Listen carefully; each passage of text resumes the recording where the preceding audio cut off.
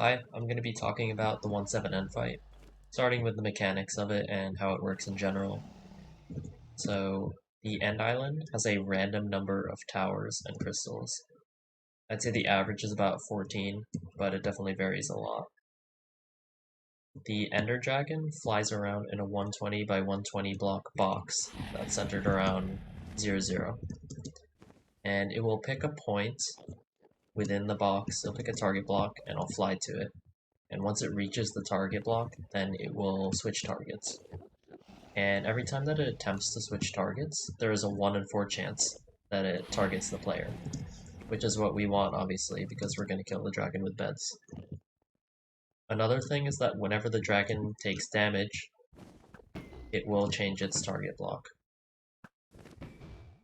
So we can use this mechanic to bait the dragon, either by shooting it directly, or by shooting a crystal that it's attached to, in order to change its direction and hopefully get it to charge us. And obviously taking out crystals is good because it also prevents the dragon from healing. So we want arrows in order to bait the dragon and to prevent the dragon from healing too much. Alright, so let's talk about beds. The first thing you need to know is that the explosion comes right in front of the pillow, so between these two blocks. And after you place a bed, you want to place a protection block. It could be either next to the pillow or next to the foot of the bed. Both of them will be in between your feet and the front of the pillow. If you mess up and let's say you place a block here, it's still fine, it'll just be a little bit harder to reach the bed. But yeah, generally one of these two locations is good. And you have a good range of movement as long as you're not fully exposed here. So if I stood here, protection block is obviously not protecting me. And if you're normally just standing in a good location, you'll only take half a heart or 1 heart. But if you're slightly more exposed like this, then you'll start to take more health rapidly. And then you want to set up your hotbar so that the bed and the block are really easy to place one after the other. So for me, 8 and 9, my hotkeys are right next to each other on the keyboard, so I can just easily place them like this. Because you want to get good at placing them quickly. When it comes to getting good damage with your beds, there are two main factors. There's bed timing and there's bed placement. In terms of the timing, it's not something that's going to be consistent for all angles. I'd say on average, you want to explode the bed when the dragon's head is over the middle of the bed, but it really depends on the angle. So if the dragon is lower, then you want to explode the bed earlier, and if the dragon's higher, you want to explode it later. But timing is something that really comes with practice, and you just get a feel for that. But now I'm going to talk about placement, which is the more important factor. Starting with the lateral placement, you want to imagine a line between yourself and the dragon. The dragon will always track to your location. So if I were to place a bed here, place a protection block and stand to the side, if you look at the line between the dragon, which is this colorful pillar, and me, then you'll notice that the dragon is not going to go directly over the pillow. So when you set up your beds, you want to, if it's coming from a cardinal direction, you want to move to the side first and then place the bed, so that it will adjust to your location and kind of curve more over the center of the bed here. Another thing you can do is place the bed perpendicular to the dragon, and so it will fly over the bed and not completely miss you.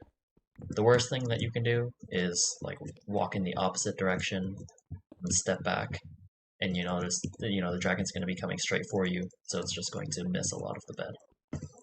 So that's if the dragon is coming from a cardinal direction. Now let's imagine it's more at a 45-degree angle. So when you place a bed and the protection block, you'll see again that it doesn't come directly over the front of the pillow. It's going to be coming more over the back of the bed. So this is where the other block placement comes in handy. You would want to place it more at the next to the pillow so that you can stand more over the center of the pillow instead of the foot of the bed. And so this is just how you can manipulate the dragon to come over the pillow here. And then obviously you can do it the other way. You can place the bed facing this direction and stand over here. You just want it to line up straight over the pillow. Okay, so now we're going to look at the vertical adjustments that you can make to your bed. This is a very important part of bed placement and probably the most fun in my opinion. I'm going to explain the different types of beds first, and then afterwards I'll show a bunch of clips from real Endfights. So we're first going to look at this green section, which is if the dragon's coming at a good height already. So this means you don't have to change anything to your bed. It's not too low so that you risk it breaking, and it's not too high so that you get bad damage, and that's when you just do a regular bed. If the dragon, however, is in the ground or anywhere in this purple zone, then it is very important that you get the dragon to be elevated higher. So one way to do this is by standing on top of your protection block. So just doing this alone will raise the dragon because it follows you. But you can also jump. Jumping will elevate it even more slightly. And if you need the dragon to get up quickly, you can go up 2 blocks and then fall back down and explode the bed. This is extremely useful when the dragon flies into the ground or does a sharp turn. So if you see the dragon is quite low, you immediately jump on top of a block. You can pillar up 2, sometimes even 3, and this will raise the dragon and reduce the chance of it breaking the bed, and also just helping you get more damage in general. The next type of bed is a single elevated bed, which is when the dragon is a little bit higher than you would like to get good damage. So to elevate your bed, you're going to place 2 blocks, then your bed on top, and then crouch and place your protection block. This is why you don't want to use leaves in the end fight, because you're not going to be able to elevate your beds, which is really bad. So you should always practice and use cobblestone in real runs. And you can also use natural terrain in the same sort of way. So you can place a bed here and a protection block, and it's going to do the same thing. And again, you want to use the same lateral placement principles. You want the dragon to go directly over the pillow. So if it's coming from over here, then you want to step more on this side to get it to come more over the pillow. If the dragon is even higher up to where you won't get good damage with a single elevated bed, you want to do a double elevated bed. So this will be this blue section. To do that, you're going to place 1 cobble, 1 on top, then 1 in front, and jump and place your bed. Here you don't really need a protection block because the bed is so high. If you want to stand to the side, then you can place something, but in general you just want to set up your bed first, like this, and then explode it. You want to get good at doing these setups quickly, because obviously you won't have a lot of time to place them. And if you mess up, you can always just place more blocks and place your bed like that. And then another tip is that if the dragon is extremely high, you can place blocks like this and run back while spamming blocks, and then at the last second, place your bed. This just makes it easier to time your bed, because you don't have to like run back first and then quickly set this up. So when in doubt, just spam your blocks and place your bed. If the dragon is so high up that even with a double elevated bed it will fly well over the bed, then you need to perform a flip bed, which is the hardest form of bed to hit. So it requires a lot of practice. What you're going to do, instead of backing up and trying to set up a bed like this or trying to place a bed behind you, what you want to do is run directly under the dragon as fast as you can.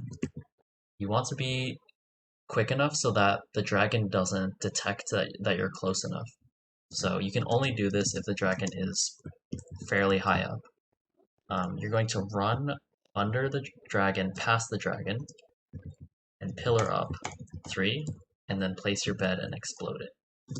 What the dragon's going to be doing is it's going to be flying towards your original location. It's going to dive into the ground, turn around, and by the time it comes to you, you'll be able to elevate it out of the ground and place your bed to explode it. So again, just to demonstrate, the dragons in the pink. So just to clarify, this happens a lot when you get a really sudden charge out of nowhere, like the dragon charges when it's right above you. So you're gonna have to act quick, run under the dragon, pillar up 3, turn around, look at the dragon, and while falling you place and explode. Alright, so now I'm gonna show you all of these types of beds in real Endfights.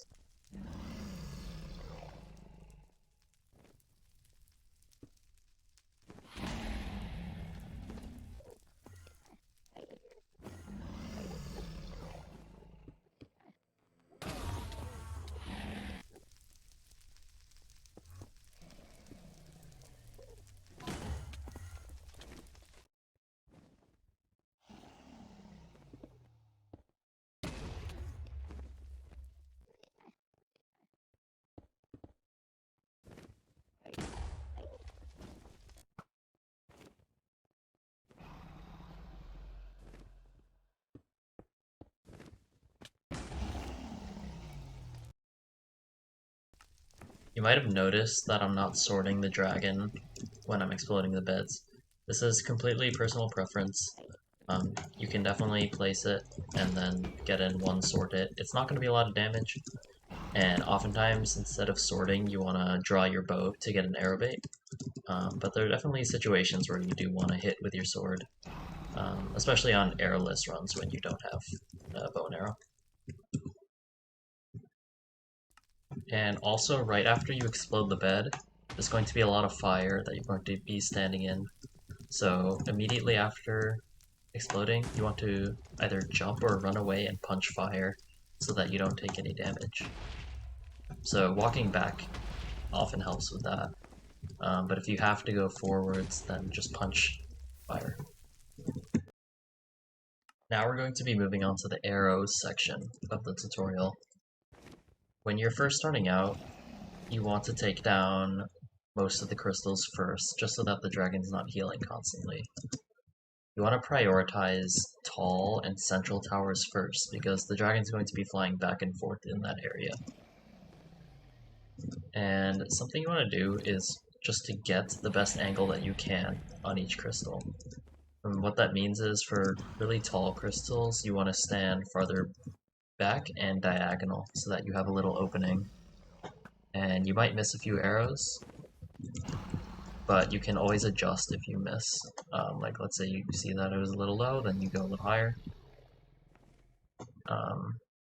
Yeah, so you just want to take down crystals when you're first starting out. And between every crystal shot, you want to be paying attention to where the dragon is, because you don't want to get charged and miss a potential bed. So you don't want to get too locked on one certain crystal. You always want to keep an eye on where the dragon is, so that you're able to take a charge when it does come. Once you become more experienced, the goal is to only shoot crystals that the dragon is healing from. Because shooting a crystal that it's not attached to is basically doing nothing. You're not getting any bait on the dragon, you're not dealing damage to it. So you'd rather save those crystals for when the dragon's flying over it, so that you can at least get it to roll a 1 and 4. And sometimes the dragon is not healing from the crystal that it was originally healing from, so if it's flying in one direction, you have to predict where it's going to heal from next, and then shoot. So shooting the original one might not be good, because it's going to lock onto a new crystal, and you have to make that prediction. So yeah, every arrow, once you get good enough, should be a bait, either on the dragon or onto a crystal. The timing for your arrows is really important. The best time to bait the dragon by shooting it or by shooting a crystal is when it's very early on its flight path to its target block. Because if you let it go for a long time and it's about to reach its target block, it doesn't make sense to shoot it, because it's going to turn anyways. So the best moment to bait it is right after a bed, or right after you see that it's not going towards you. One of the worst things you can do is shooting the dragon when it's already charging you, or when it's about to charge you, which is a very common situation. So if you see that it's getting very low or approaching the outskirts of the end island, then you should probably wait because it's about to turn anyways. And so shooting it there might be a big mistake. Sometimes it's good to get closer to a crystal before shooting it. The further away from the crystal you are, obviously it's going to be harder to hit, but also there is more flight time for your arrow, and so in the time that it's flying, the dragon might already charge you. So it's generally not advisable to go for extremely far crystals that you have a 10% chance of hitting. You want to be fairly confident with your shots, and you want to make sure you're baiting at the right time. There are a few things that you should know about positioning in the Endfight. The first is that the dragon can't charge you if you're more than 150 blocks away from it, regardless of your render distance, which should be at least 10 anyways. So if you see that it's going out of your render distance, you want to run towards it just so that it's still loaded in and can charge you.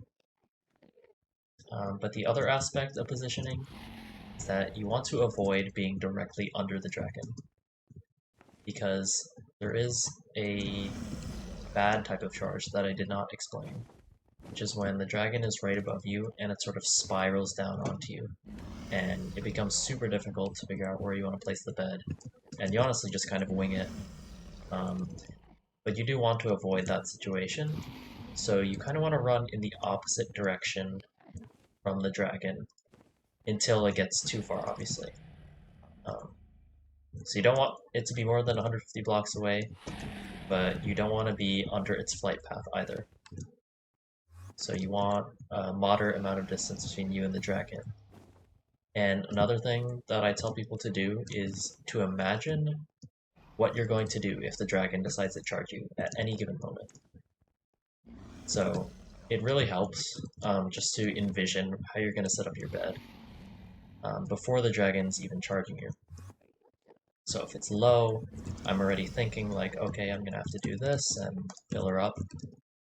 And this is really important when you have bad terrain, so if you're climbing a hill and you notice the dragon's up there, and there's a chance of it charging you, and you want to think, like, what am I going to do if the dragon charges me? Maybe I want to run this way instead, so that I have terrain to place a bed. You also want to think about how you're going to be positioning your bed. So if the dragon's flying how it is now, I'm probably going to be setting up the single elevated or a double elevated. And so you just want to position yourself so that you're ready to take any charge. And if you're playing correctly, about 90% of charges, 95% of charges, should get at least 50 damage.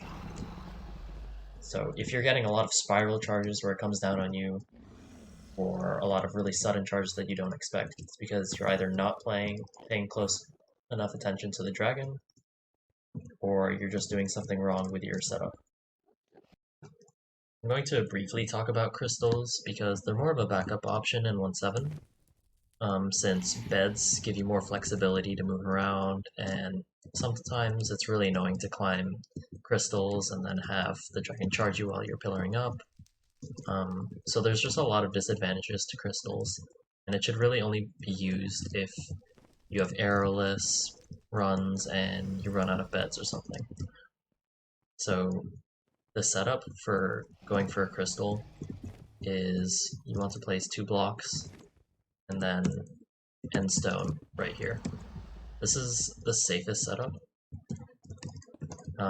You can also do it to the side a little bit, but it's going to be a little bit harder. And when you're aiming, you want to punch fairly low on the crystal. Some people will punch too high at first and just completely miss. But you just punch very low, like almost in the fire, and that will explode it. So that's the safe setup. You can also, believe it or not, just explode the crystal without any protection, which I recommend a lot if you have health, because it lets you move around really easily, and you can just explode it at will. Like that. You get decent damage, as you can see there, but that was just like a good angle. And you can actually do the safe setup without the end stone, but there is a decent chance that you'll just die.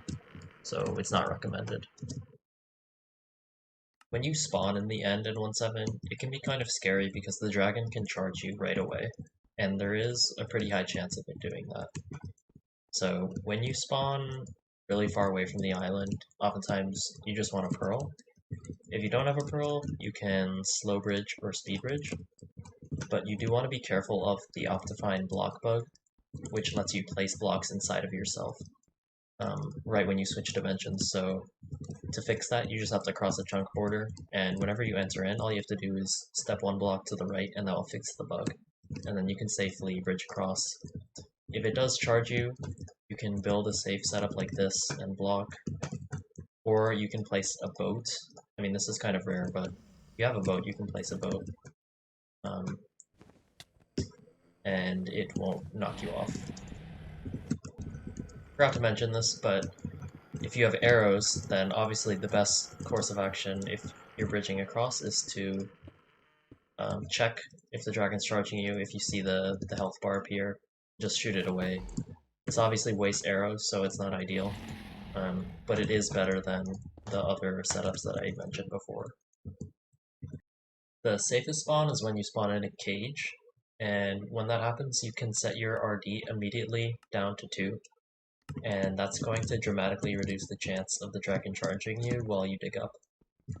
And so you can just dig straight up, and once you get to the top, you can increase your RD again, and you can start playing the Endfight. Endermen in the end can be quite annoying sometimes because they can push the dragon away from your bed, and it can lead to worse damage. So try and avoid standing near a bunch of Endermen if you can. If you accidentally aggro an Enderman, all you have to do is place water. It will de-aggro it, and you don't have to worry about it again. But yeah, obviously, just keep your head up, try not to aggro Enderman if you can. Lastly, I'm just going to cover what you need for the Endfight, and how to practice the Endfight. So, you generally want to enter with a sword, bow and arrow, a pickaxe, water, a pearl if you have it. You want food, and then the amount of beds you have is dependent on what time you're going for and how confident you are at Endfights. 6 is generally the minimum that I'd recommend for runners. You can do 5, and obviously you can 4-bed, but it's just a lot safer and faster to take every single charge. So 6 or more beds, and in terms of arrows, top runners should probably play with 12 to 16 arrows, and if you're going for a time like sub 30, you can practice with 24 arrows or 30 arrows. But when you're really first starting out, you can just go in with a stack of arrows, tons of beds, and just focus on your aim and take out as many crystals as you can. That's the best way to practice at first. And then what you want to use is the Endfight mod made by Slackow, which will be in the description.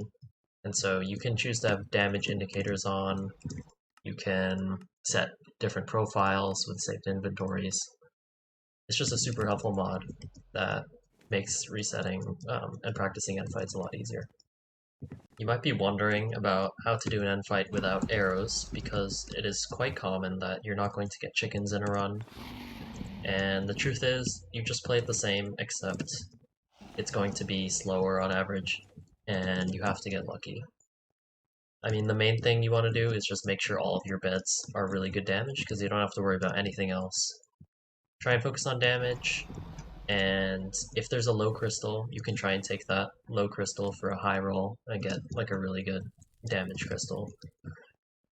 But other than that, yeah, Arrowless is just bad. Try and avoid it if you can. But it will happen, and sometimes you get lucky. I mean, there have been several world records now that have just used Arrowless and have gotten the charges. So I think that covered most of the aspects of the Endfight. There's definitely still a lot of nuance that I did not discuss for the Endfight, but a lot of that you just have to learn on your own, and it really requires a ton of practice. So just practice, practice, practice. And yeah, I hope this video helped.